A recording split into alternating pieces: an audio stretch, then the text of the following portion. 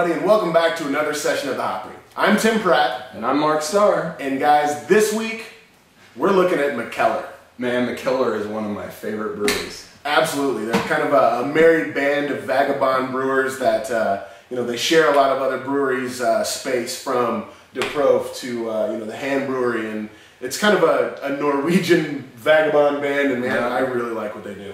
I do too. And what's great about them is that not only do they brew everywhere in the world, but they really have a wide range of beers. You know, everybody thinks, oh, everything that they brew is 18–20%, and that's not really the case.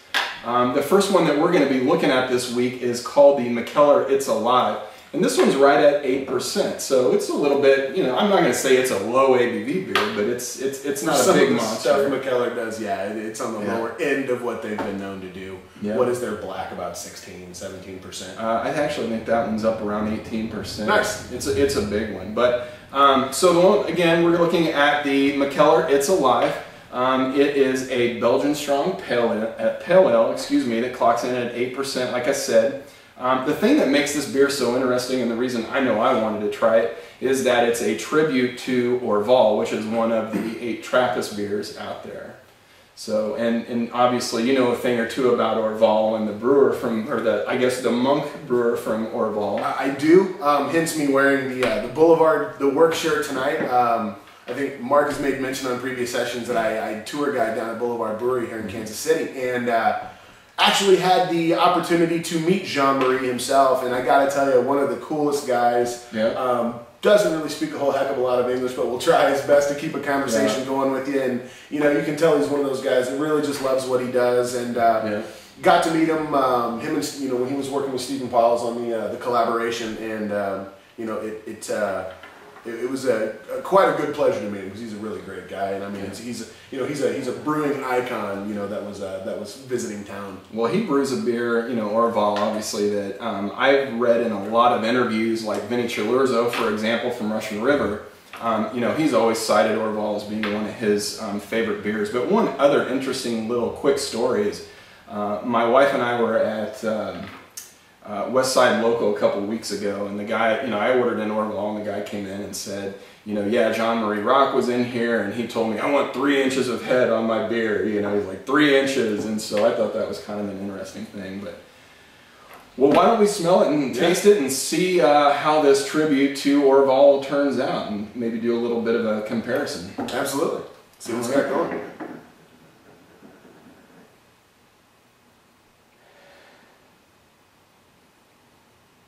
So I get a little bit of that Brettanomyces in there, not a whole lot. I guess not as much as I thought I would. It's not up front for sure.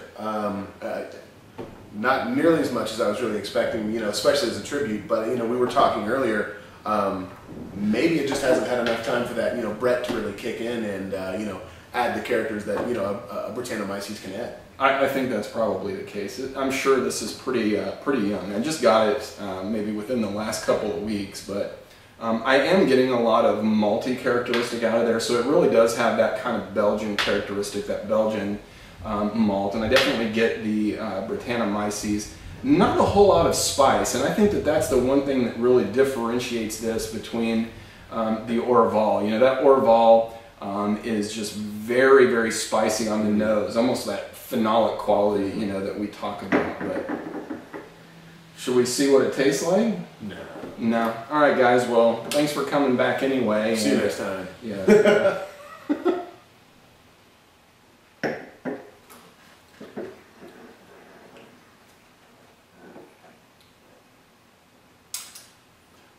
Well, I don't know.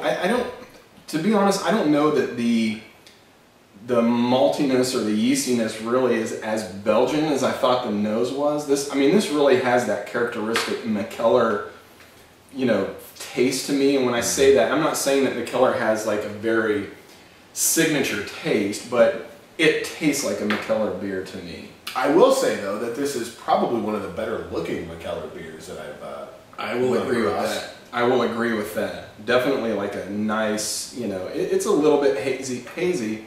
But yeah, I've said that before on the show too. They don't brew the most beautiful looking beers, but this one's actually a step in the right direction.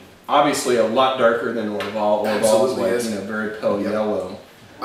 It doesn't seem to be, it's dry, but it doesn't seem to be quite as dry as the Orval as well. Yeah.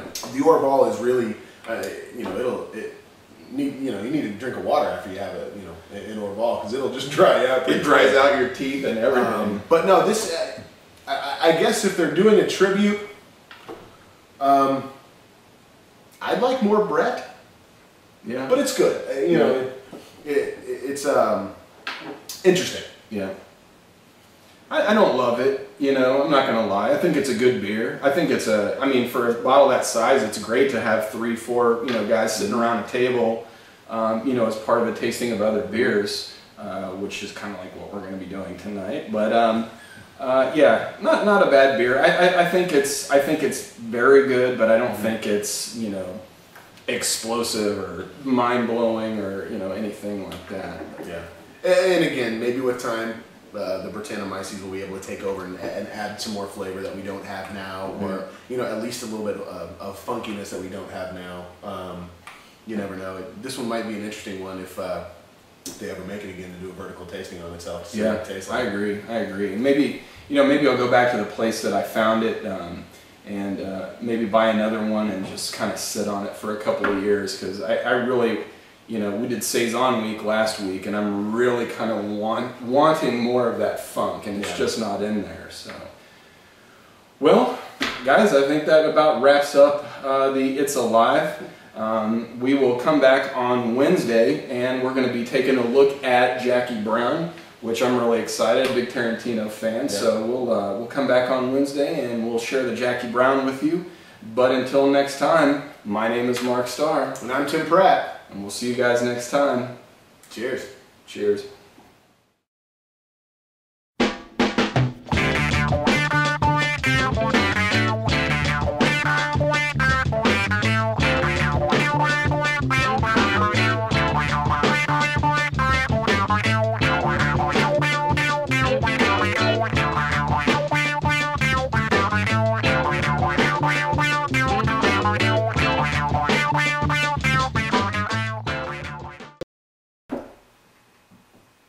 Everybody, welcome. Wait, yeah, I screwed it up. Okay.